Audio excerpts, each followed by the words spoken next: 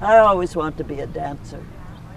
I would stuff my toes, my shoes with cotton wool and stand on my toes, and we had a long hall.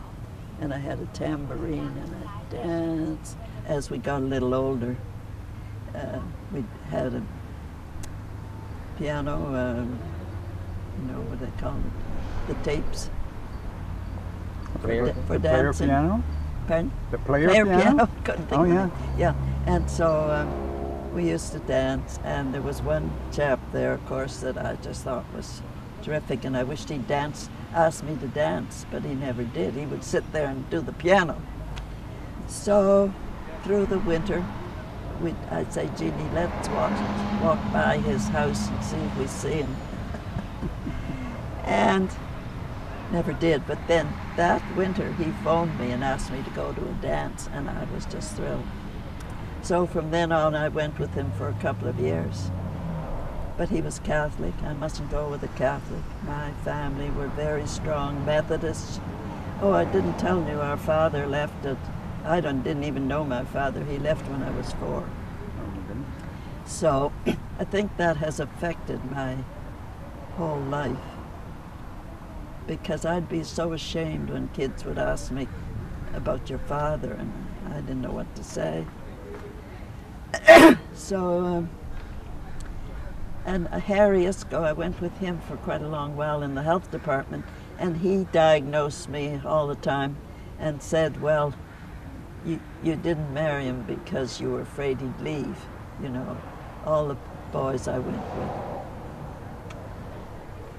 I would never say yes. If they asked me to marry, I'd just say no without even thinking about it.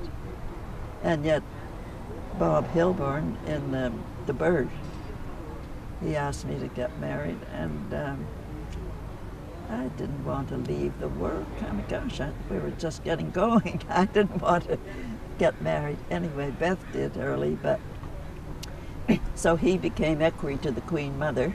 I would have had a nice life. Bob Hilborn.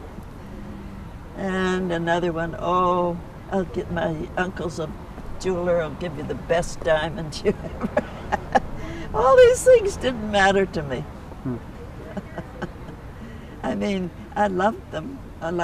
Well, Jack was the only one I just loved him. I compared everyone to him. And so I've just gone through life without a husband. My dear brother Rayburn, I loved him. He died at 22 of TB meningitis, and he worked long hours in the bank. And I think back now, my poor mother, you know, you don't realize as a child, but here her husband had gone, and now she just adored Rayburn. 22, he died of TB meningitis.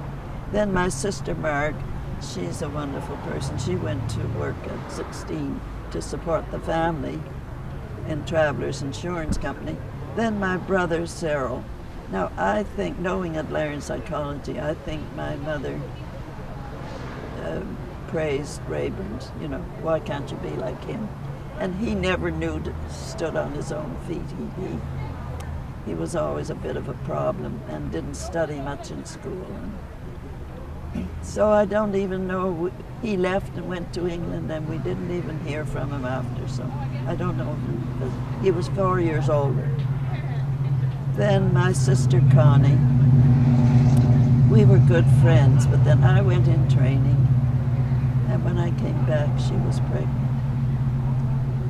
And that was the worst thing for our family, because my dear Aunt Gertrude and Uncle Morris, they were in the high life society, and their daughter Evelyn, beautiful pianist and soloist, and we loved to go up there because they had a gorgeous home.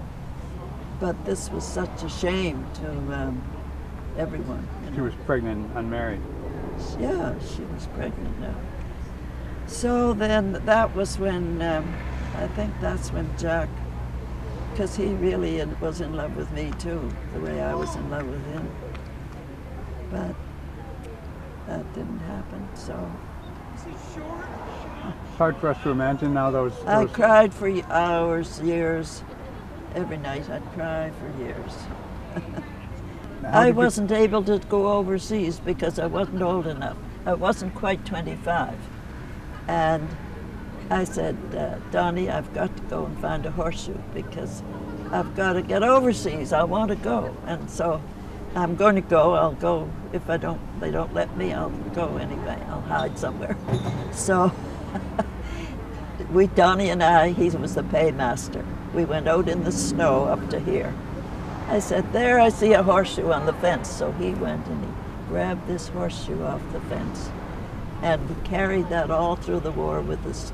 For parties and everything, we decorated it with tinsel and put it on the chair. And that was always good luck. Huh.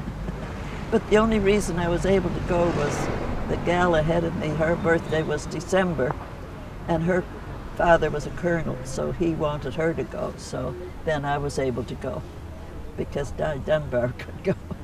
Hmm. Her father pulled strings for them. Then we sailed over to England in the luxury liner, the Andes, and I always say I danced across the Atlantic because it was just wonderful. We danced all the time.